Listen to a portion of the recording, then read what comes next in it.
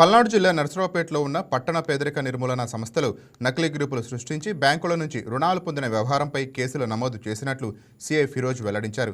నర్సరావుపేటలో సుమారు 150 వరకు నకిలీ గ్రూపులు సృష్టించి 9,59,00,000 వరకు బ్యాంకుల నుంచి రుణాలు పొందారనే ఆరోపణలు వెల్లువెత్తాయి. ఇప్పటికీ 8 మందిపై కేసులు నమోదు చేసినట్లు సీఐ తెలిపారు.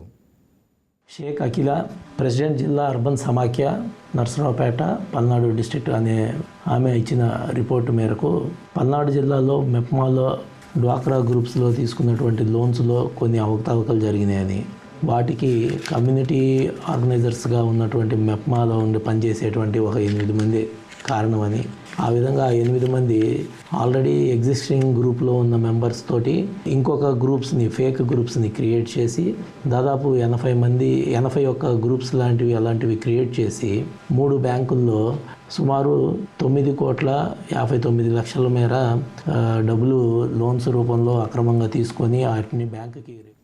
హాయ్ వ్యూయర్స్, ఈ వీడియో మీకు నచ్చినట్లయితే లైక్ కొట్టి షేర్ చేసి వైకే టీవీని సబ్స్క్రైబ్ చేసుకోండి.